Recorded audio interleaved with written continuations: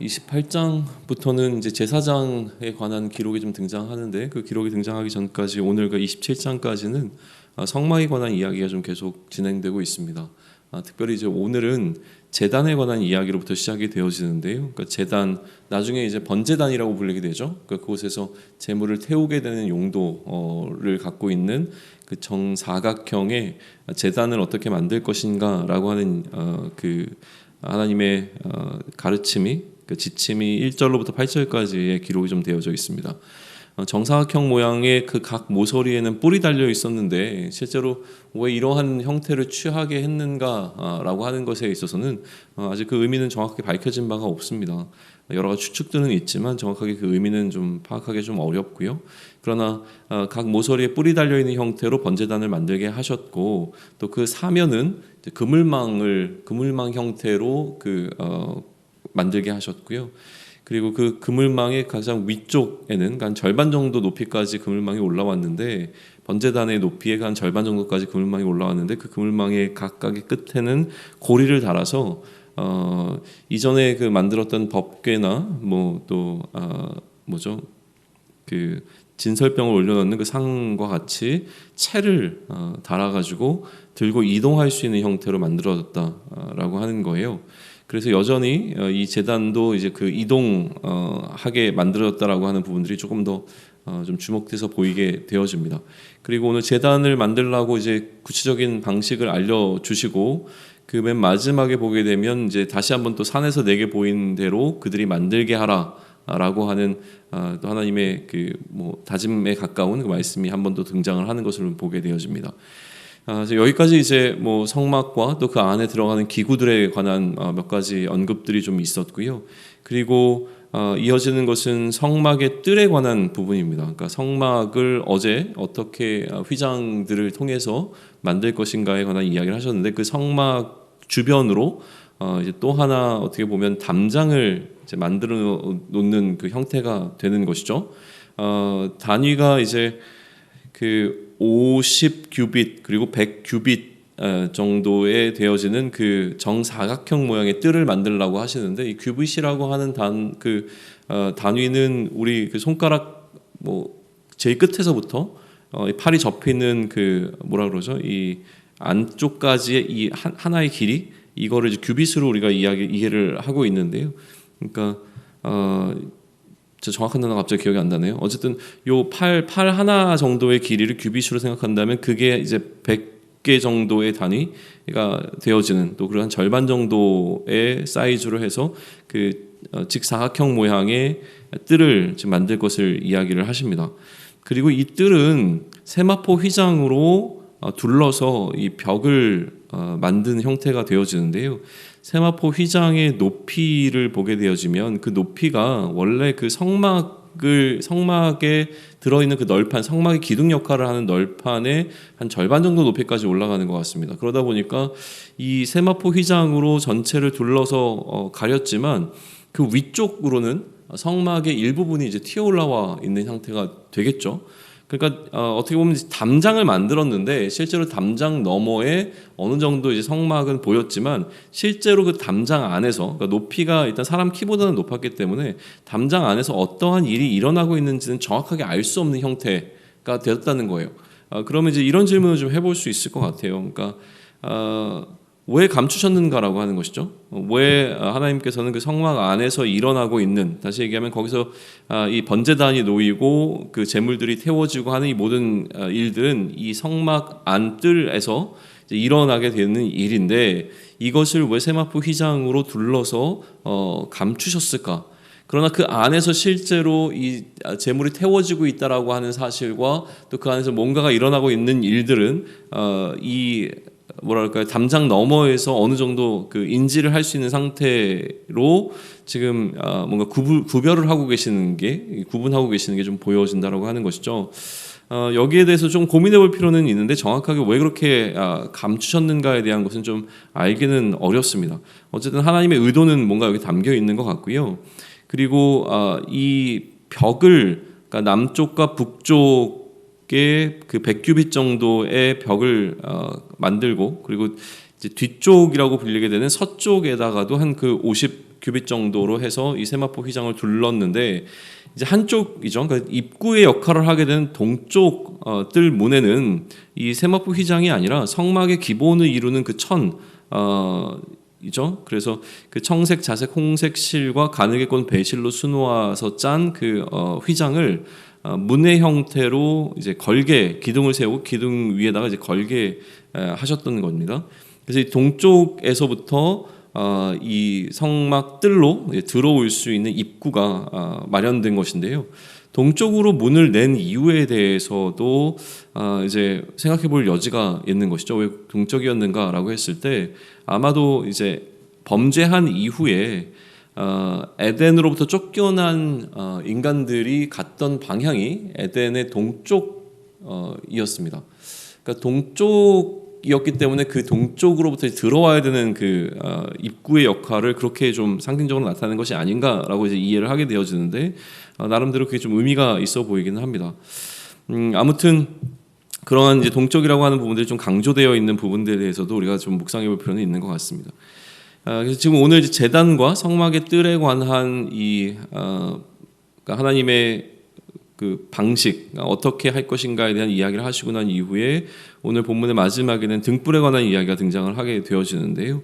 이스라엘 자손으로부터 감람으로 짠 순수한 기름을 좀 제물로, 그러니까 제물이 아니라 하나님을 향한 그 예물로 좀 바치게 하라고 이야기를 합니다. 그리고 그렇게 걷어들이게 된 감람 기름으로 등불을 켜는데 이것이 끊이지 않게 다시 얘기하면 계속 탈 수 있도록 아론과 그의 아들들, 다시 얘기하면 제사장들이죠. 제사장들이 증거궤 앞 휘장 밖에서 저녁부터 아침까지 항상 여호와 앞에 그 등불을 보살피게 하라라고 하는 명령을 주신다고 하는 거예요. 그리고 이 명령을 하신 이후에 이스라엘 자손이 대대로 지킬 규례라고 하시면서 한 번 더 강조하고 계시는 부분을 우리는 보게 되어집니다. 계속 어차피 우리가 지금 성막을 이야기하면서 여러 번 반복했던 이야기이긴 하지만 다시 한번 조금 더 이제 정리를 해보게 되어지면 성막이라고 하는 것은 기본적으로 이동성을 갖고 있는 형태로 만들어진다라고 하는 거예요. 그들이 들고 이제 나를 수 있는 형태가 되는 것이죠.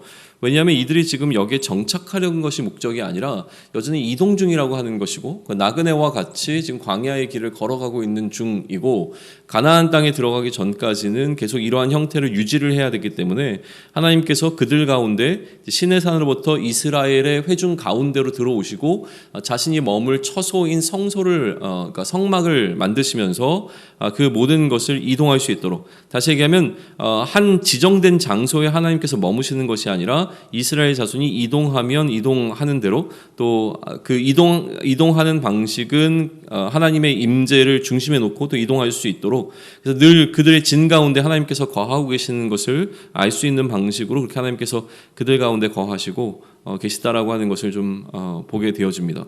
또 성막이 세워지고 나면 그 성막이 세워진 곳으로부터 그러니까 법궤가 놓여 있는 그 증거궤가 놓여 있는 곳으로부터 거리에 따라 이제 거룩의 정도가 달라지는 것을 계속 보여주고 있는 것이죠.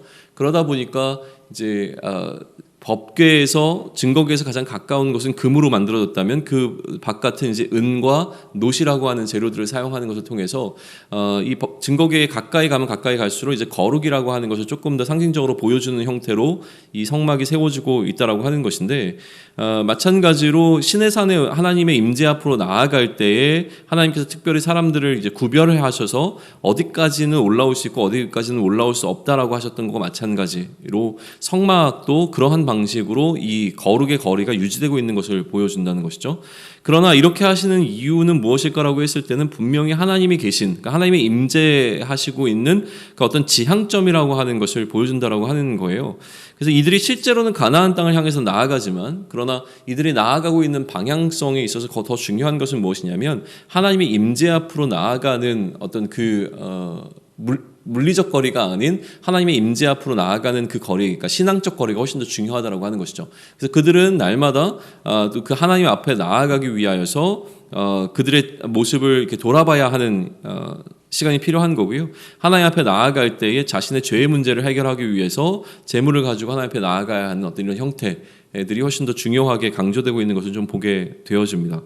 어제 우리가 묵상했지만 이 성막 자체는 성막이 세워지면서부터 그곳은 거룩하게 구별되어지는 것이죠. 그러니까 구별하기 위해서 이 휘장을 통해서 휘장에 특히 또 그룹을 새겨 넣는 방식을 통해서 그 안쪽이 하나님께로부터 뭔가 이렇게 지켜지고 있고 구별된 장소라고 하는 것을 외적으로 보여주는 형태로 세워졌다라고 하는 것을 우리는 묵상했고, 실제로 그러면 하나님이 거하신 처소인 우리들 역시 세상으로부터 그러한 구별이 되어져야 된다라고 하는 이야기를 좀 나눴습니다.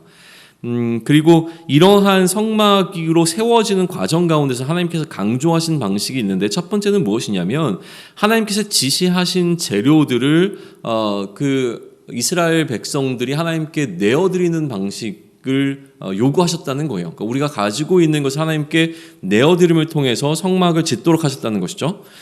그리고 두 번째는 그 내어드린 재료들을 가지고 하나님께서 지시하신 방식대로, 오늘도 뭐 한 여러 번 등장하게 되어지는데 하나님께서 지시하신 방식 그대로 만들게 하셨다는 거예요. 내가 원하는 방식이 아니라 하나님께서 원하시는 방식대로 성막을 짓도록 하셨다라고 하는 것은 내어줌과 아울러서 우리의 순종을 요구하시는 방식으로 하나님께서 성막을 세우신다, 그러니까 하나님이 거하시는 처소를 세우신다라고 하는 거예요.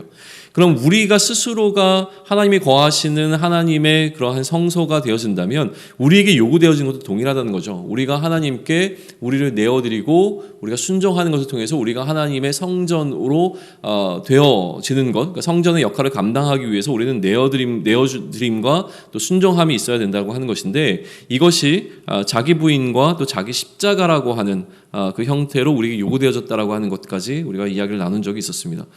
그런데 오늘 이제 성막에 관한 마지막 이야기가 등장하는 가운데 조금 주목해서 보게 되는 것은 무엇이냐면 번거로움이라고 하는 어떤 느낌입니다. 그러니까 결국은 이처럼 이동해 나가는 과정 가운데서 성막을 세웠다가 또 다시 한번 해체해서 걷어들이는 과정을 여러 번 반복을 했었을 것이 너무나 분명하고요. 그러한 번거로움을 떠나서 이제 어느 지역에 다다라서 장막을 이제 설치할 때에 결국 이 장막을 설치한다는 것은 무엇이냐면 하나님을 향해 예배를 드리기 위한 준비를 하는 과정이 되어지는 것이죠. 근데 이 하나님께 예배를 드리기 위한 준비의 과정이 생각보다 굉장히 번거로웠을 거라는 생각이 드는 거예요. 나중에 우리가 이제 제물을 드리는 것에 관한 우리 묵상도 이제 뭐 레위기나 이렇게 지나가게 되면 더 구체적으로 하게 되겠지만, 이 하나님께 예배를 드리는 과정 가운데서 이스라엘 백성들이 거쳐야 하는 단계들이 사실은 굉장히 쉽지 않습니다. 오늘 우리가 예배를 드리는 것과 비교해보면 이스라엘 백성들이 하나님 앞에 예배를 드리는 과정은 우리보다 훨씬 더 번거롭고 또 어떻게 보면 수고스러운 과정들을 거쳤어야 했다라고 하는 거예요. 실제로 먼저 성막을 설치해야 되는데 이 성막을 설치하는 게 그렇게 쉬운 일은 아닌 것 같고요. 성막을 설치하고 난 이후에 그 성막 안에 기구들을 배치하고 그 기구들을 사용해서 하나님께 이 예배를 드리는 모든 과정들은 꽤 오랜 노력이 필요한 과정이었다는 거예요. 단순히 이러한 번거로움을 떠나서 오늘 맨 마지막에 등불이 등장하는데 이 등불의 의미가 보살피도록 하라라고 하는 거예요. 그러니까 저녁부터 아침까지 끊임없이 이 등불이 꺼지지 않도록 아마도 조를 편성해서라도 계속 돌아가면서 그 등불을 지켰겠죠. 그러니까 이런 과정을 통해서 하나님께서는 단순히 이것을 방치하는 형식이 아니라 계속 누군가로 하여금 돌보는 형태를 취하게 하셨다라고 하는 것이죠. 그러니까 이 이야기를 보게 되어지면 무언가 하나님께서 우리에게 우리의 신앙을 위해서, 하나님의 예배함을 위해서 불편함을 요구하고 계시다라고 하는 부분이 조금 더 주목해서 보이게 된다라고 하는 거예요. 그러면 이러한 어떤 신앙의 불편함을 요구하시는 이유가 무엇일까라고 하는 것이죠. 우리의 신앙생활을 위해서 하나님께서는 우리로 하여금 이러한 불편함을 요구하시는데 얼마든지 이 방식이 아닌 다른 방식으로도 하나님께서는 성막을 세우시고 성막을 관리하실 수 있게 하셨을 거라고 하는 거죠. 왜냐하면 꺼지지 않는 불은 이제 하나님께서 얼마든지 주실 수 있는 방식인데도 불구하고 이처럼 사람들로 하여금 계속 무언가 기름을 내게 하고 그것을 불을 피우게 하고 저녁부터 아침까지 이 불이 꺼지지 않도록 계속 돌보도록 하시는 방식을 취하셨다라고 하는 것은 무언가 이 불편함이 주는 유익이 있을 거라는 생각이 좀 드는 거예요. 그것이 무엇인지는 정확히 모르지만 그러나 만약에 우리 스스로가 이제 하나님께서 거하시는 처소이고 우리에게도 하나님께서 이러한 등불처럼 계속 돌아봐야 하는 어떤 역할들을 맡기셨다라고 한다면 이러한 신앙의 불편함이 주는 유익이 반드시 있을 거라고 하는 것을 한번 묵상해 보시면 어떨까라는 생각이 좀 든다는 겁니다. 신앙을 위한 자발적인 불편이 우리에게 좀 필요하다라는 생각을 갖게 하는 겁니다. 오늘 우리가 새벽에 모여서 예배를 드린 것도 마찬가지로 이런 신앙을 위한 자발적 불편이 되어질 것이고요. 또 여러 가지로 우리 삶 가운데서 우리가 마땅히 그렇게 하라고 하지 않으셨음에도 불구하고 우리가 행하는 것들도 존재할 거고요. 또한 우리를 위하여서 하나님께서 하신 그 말씀을 적용하는 과정 가운데서 우리가 세우게 되는 어떤 자발적 불편들이 좀 존재할 것이라고 하는 겁니다. 그래서 이러한 신앙을 위한 자발적 불편을 통해서 우리가 성전이라고 하는 사실, 그러니까 우리가 성전으로서 갖고 있는 그 정체성을 나타낼 수 있게 되어질 것이라고 하는 생각을 좀 갖게 되어지는데요. 그렇게 오늘도 우리의 삶을 통해서 우리의 삶의 어떤 방식들과 또 우리가 행해야 되는 어떤 일들에 대한 결단함들을 통해서 우리가 이러한 하나님을 향한 내어드림과 또 하나님을 향한 순종, 그리고 또 하나님의 성전으로서의 정체성을 나타내기 위해서 우리가 기꺼이 이러한 불편을 감수하겠다라고 하는 이 결단함을 통해서 세상과 구별되어 있는 하나님의 성전으로서의 역할을 감당할 수 있는 오늘이 되기를 원하고요. 어제도 강조했지만 단순히 우리가 세상과의 구별되는 것이 이 구별하는 것으로 끝나는 것이 아니라 이 구별이라고 하는 것은 이미 예수 그리스도의 십자가의 사건으로 말미암아 무너지는 사건이기 때문에 우리가 하나님이 거하시는 그 하나님의 나라라고 하는 사실을 세상 가운데 선포하지만 그 하나님 나라로 들어오는 것을 막기 위한 구별이 아니라 이미 열려있는 그 길을 통하여서 어둠 가운데 거하는 이들이 하나님의 빛 가운데로 들어올 수 있도록 초청하는 역할을 감당하는 그 성전이 될 수 있기를 소망한다라고 하는 겁니다. 그래서 이러한 자발적 불편을 우리가 유지하는 것을 통하여서 우리가 성전이라고 하는 사실을 우리 주변에 밝힘으로 말미암아 성전 바깥에 놓여있는 자들이 하나님의 임재 앞으로 나올 수 있는 역할을 잘 감당할 수 있는 오늘이 되기를 축원합니다. 아멘.